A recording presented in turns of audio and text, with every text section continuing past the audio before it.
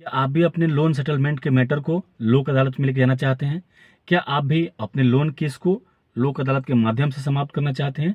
क्या आप चाहते हैं कि आपका जो लोन है उसको लोक अदालत में माफ कर दिया जाए? तो आइए, आपने सही वीडियो ओपन किया है और मैं एडवोकेट अजीत यादव, आप सभी का फाइनेंशियल कोच, आप सभी को बताऊंगा कि लोक अदालत जो आने वाले 14 मार्च दिन शनिवार को देश भर की सभी जिला अदालत में आयोजित किया जा रहा है, उसमें आप अपने लोन को कैसे माफ करवा सकते हैं, पेनाल्टी और इंटरेस्ट को कैसे कम करवा सकते हैं, केस को कैसे खत्म करवा सकते हैं और केस सेटलमेंट करने के बाद अपने सिविल स्कोर को कैसे बेहतर कर सकते हैं। इसी के बारे में ये वीडियो है, लास्ट तक देखिएगा। मैं एक एक करके सारे इंफॉर्मेशन बताऊंगा जिससे आपके लोन के सारे मैटर सेटल हो जाएंगे, आपको लोन में माफी भी मिल जाएगी, राहत भी मिल जाएगी, आपका केस भी खत्म हो जाएगा और आपका जो सिविल का स्कोर लोन नहीं चुका पाने के चलते खराब हुआ है, वो सिविल का स्कोर भी आपका ठीक हो जाएगा। तो दोस्तों, सबसे पहले मैं आपको बताना चाहता हूं कि लोक अदालत, राष्ट्रीय लोक अदालत का आयोजन दिनांक 14 मार्च शनिवार को देश भर के सभी जिला अदालत, तहसील में और जितने ट्रिब्यूनल्स हैं लोन से संबंधित हैं या अदर से भी, वहां पे भी लोक अदालत का आयोजन होने जा रहा है। जैसा कि आप सभी को पता है कि लोक अदालत में चालान से संबंधित, लोन से संबंधित और क्रिमिनल के छोटे मोटे जो मैटर्स होते हैं उनको सेटल आउट किया जाता है। अब सबसे पहले ये समझते हैं कि लोक अदालत की अवधारणा क्या है, लोक अदालत क्यों बनी है, इसका क्या बेनिफिट है। तो देखिए, हमारे देश की आबादी काफ़ी ज़्यादा है और जो हमारे यहाँ कोर्ट की संख्या है, अदालतों की संख्या बहुत कम है, जजों की संख्या भी बहुत कम है, कोर्ट के स्टाफ जो है उनकी भी संख्या कम है। तो कोर्ट में जो केस हैं उनकी पेंडेंसी बहुत ज़्यादा है और कोर्ट में इतने सारे मामले लंबित हैं जिसमें अगर ठीक से अगर सुनवाई किया जाए, जांच पड़ताल किया जाए, तो एक लंबा प्रोसेस और लंबा समय, मतलब ये टाइम टेकिंग प्रोसेस है। लेकिन हमारे देश के बड़े न्यायालय और बड़े न्यायाधीशों ने एक बीच का रास्ता निकाला है कि जितने छोटे मैटर्स होते हैं, जैसे चालान के मैटर हो गए, जैसे आपसी लड़ाई झगड़ा, कोई रेंट से संबंधित, किराए से संबंधित, पैसे के लेन देन में जो विवाद है, लोन से संबंधित विवाद है, इंश्योरेंस से संबंधित जो विवाद है, उसको आपसी सहमति के साथ कोर्ट की निगरानी में उसको सेटल कर लिया जाए।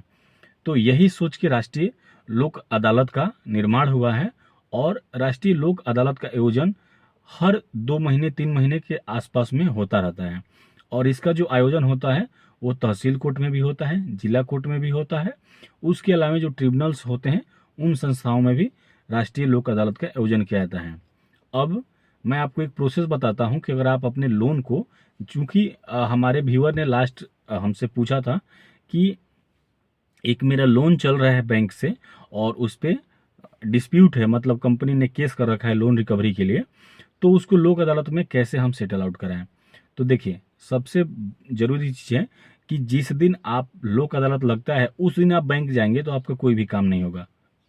अदालत जाते हैं तो लोक अदालत की जैसे आपको सूचना मिल गई है तो आपको सबसे पहले जाना है डीएलएसए। डीएलएसए करके एक संस्था होती है जिसका फुल फॉर्म होता है डिस्ट्रिक्ट लीगल सर्विस अथॉरिटी। तो डिस्ट्रिक्ट लीगल सर्विसेज अथॉरिटी जो संस्था है, ये सरकारी संस्था है, कोर्ट का एक सबऑर्डिनेट डिपार्टमेंट है। इसमें कोर्ट के ही स्टाफ काम करते हैं, जजेज काम करते हैं और एडवोकेट के भी सहारा लिया जाता है उसमें। तो यहाँ पे आपको जाके एक एप्लीकेशन फाइल करना होगा, आपको एक एप्लीकेशन देना होगा with mentioning your name, your account number, your loan number and your case detail. आप वहाँ पे अपने लोन का अमाउंट, केस, बैंक केस, मतलब एफआईआर नंबर वगैरह वहाँ पे डिटेल्स प्रोवाइड करवाएंगे। डीएलएसए वाले आपको पूरा असिस्ट कर देते हैं, इसमें कहीं कोई बहुत बड़ी चिंता की बात नहीं है। तो डीएलएसए वालों से आप जाके मिलेंगे, उनको अपना डिटेल्स बताएंगे और अपने केस के बारे में बताएंगे, तो वो आपका मामला जो होगा रजिस्टर्ड हो जाएगा। रजिस्टर्ड होने का मतलब है कि जैसे आज हो गया 6 मार्च और लोक अदालत लगने वाला है 14 मार्च को, तो आप आज जाके, आज कल में जब भी आप अदालत जाते हैं तो वहाँ पे डिस्ट्रिक्ट लीगल सर्विस अथॉरिटी से, एक डिपार्टमेंट से, वहाँ पे एक वर्कर से, कर्मचारी से मिलके आप अपनी केस को रजिस्टर्ड करवा लीजिए। उसके बाद आपको करना क्या है कि वो आपको एक टोकन नंबर देंगे, टोकन नंबर लेके और वो कोर्ट नंबर, जैसा आपका नाम, कोर्ट का रूम नंबर, वो सारी चीज़ें आपको बता देंगे। 14 तारीख को आपको 10 बजे समय से कोर्ट पहुंचना होगा। आप चाहें तो अपने अधिवक्ता को साथ में रख सकते हैं, अपने एडवोकेट्स को लेके जा सकते हैं, नहीं चाहें तो नहीं लेके जा सकते हैं, कोई मैंडेटरी नहीं होता है। हाँ, अगर आप अपने एडवोकेट्स को लेके जाते हैं तो निगोशिएट करने में आपको बेनिफिट मिल जाता है, और आपके जो अधिवक्ता आपके साथ होते हैं तो आपको बहुत सारा लाभ वो दिलवा देते हैं। तो आप चाहें तो अधिवक्ता को लेके जा सकते हैं। मेरा रिकमेंडेशन है कि आप अपने एडवोकेट्स को लेके ही जाएं, और अगर आप नहीं चाहते हैं तो आप नहीं ले जाएं, इसके लिए कोई मैंडेटरी नहीं है कि आपको अपने एडवोकेट्स लेके आना है। फिर आप 14 मार्च को जब कोर्ट में जाएंगे, संबंधित न्यायालय के सामने पेश होंगे, तो आप अपने डॉक्यूमेंट्स दिखाएंगे। सामने वाले कंपनी जिसने आपके ऊपर केस किया हुआ है वो भी कंपनी आएगी, उनके रिप्रेजेंटेटिव आएंगे और उनके एडवोकेट्स भी रहेंगे। तो वहाँ पे आपकी बात होगी जैसे आपके सामने, और वो केस पे सुनवाई होगी। तो सबसे बड़ा चीज़ क्या होता है, मतलब क्या क्या बेनिफिट आपको मिल जाता है लोक अदालत में, वही मैं बताने वाला हूँ। सबसे पहला ये होता है कि लोन आपके माफ़ हो जाते हैं। अब लोन माफ़ी से मतलब ये नहीं है कि आपके सारे लोन माफ़ हो जाएंगे। लोन किसके माफ़ होते हैं?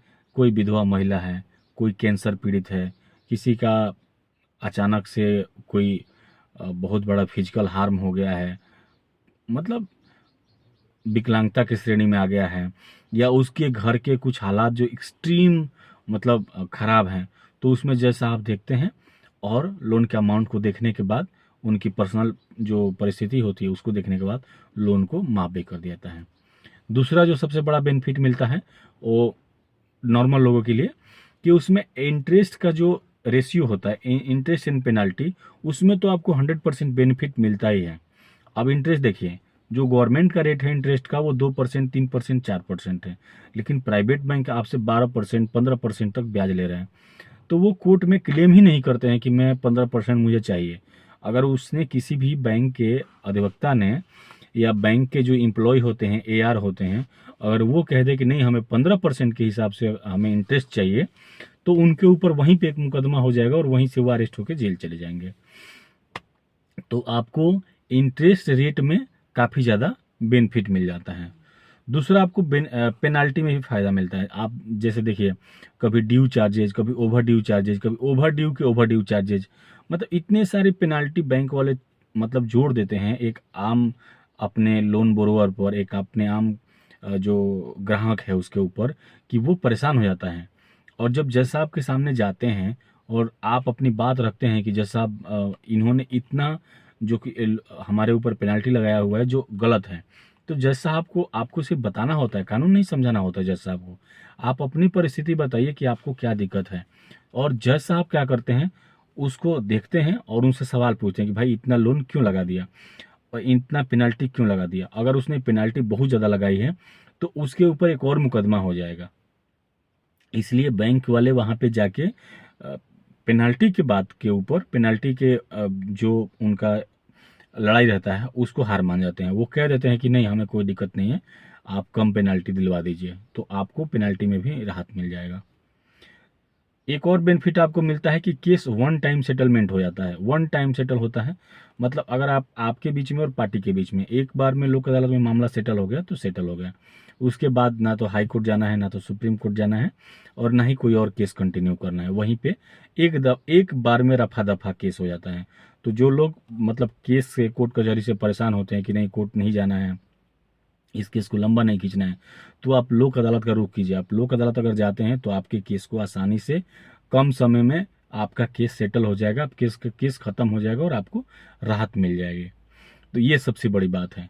और एक और बेनिफिट है, जैसे हम लोन पे ही बात कर रहे हैं और खास करके लोक अदालत में लोन माफ़ होता है, इसकी मैं गारंटी देता हूँ। लोक अदालत में लोन माफ़ भी होता है, इंटरेस्ट कम भी होते हैं, पेनल्टी भी कम होती है। तो जैसा कि कंपनियां बार बार, प्राइवेट कंपनी आपको धमकाती है, चाहे जिस भी कंपनी से आप लोन ले रहे हैं, वो कंपनी आपको बार बार धमकाती है कि अगर आप हमारा लोन ऑन टाइम नहीं चुकाते हो, टाइम पे ईएमआई नहीं भरते हो, तो आपका सिविल स्कोर खराब हो जाएगा।